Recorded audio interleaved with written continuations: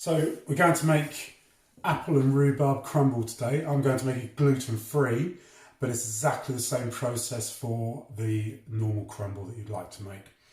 For this, I've got my fresh rhubarb. Tinned rhubarb is fine. I've got cooking apples. They don't have to be cooking apples. You can just use any apple that you have laying around at home. So that's going to be my filling, and I'll be adding some sugar to that, but also the topping. The first thing I'm going to be making today is the topping, which you'll need some butter for or margarine. Some plain white flour. This is a gluten-free one, as said.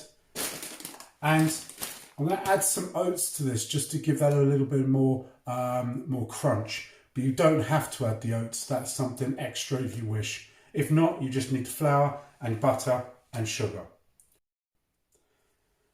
So I put 100 grams of flour into my bowl. I've then put around about 25 grams of the oats on top of that. Sugar is 75 grams, and then I've put 50 grams of butter. So you put the sugar in there. And then the butter. And this way you get your hands dirty, just want to get your hands in there and just start mixing it around until it becomes like breadcrumbs. That's my crumble mix complete. Got a nice crumbly consistency there. I'm just going to put that to the side so I can now start preparing the fruit. I'm going to peel the apples, and then I'm just going to top and tail the rhubarb. And if there's any bits down here that you want to get rid of, all you can then do is just peel that. But don't need to do that if you don't wish to. So the rhubarb, I just cut the bottoms off, a little bit at the top, and I just cut them into nice chunks, around about 2 to 3 centimetres. Rhubarb's all cut, and I've just peeled the apples using a peeler. If you haven't got a peeler, you can just use a knife. When you use a peeler, you don't take as much of the flesh from the apple away. Just keep it nice and neat. So just peel these apples, and then I'll show you how to cut them. That's the apples peeled. All we're going to do is cut that down into half, and half again, and just slice across to take the core out. Or you can use a core from a whole apple, and that's fine. So we end up with this. Slice it in half again, and then down. So we end up dicing the apple. And we just put that in with the rhubarb. We do that to all the apples that we've got. I've melted some butter in the pan. Just going to add the fruit now.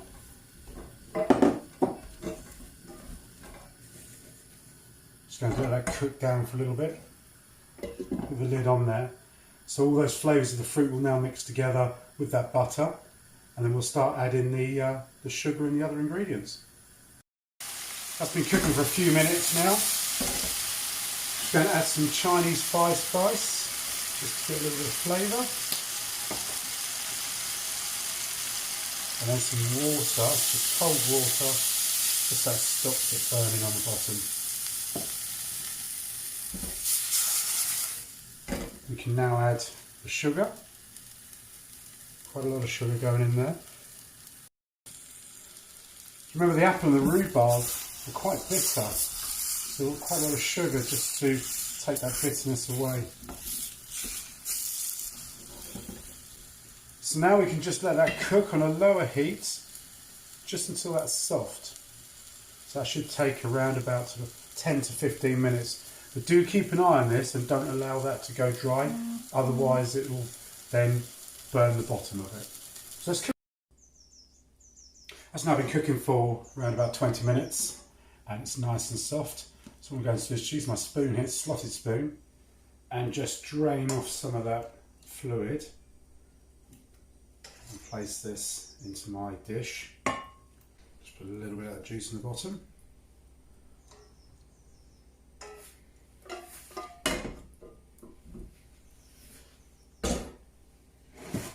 I'll just get my crumble mix and just put that over the top. Make sure I cover all the fruit.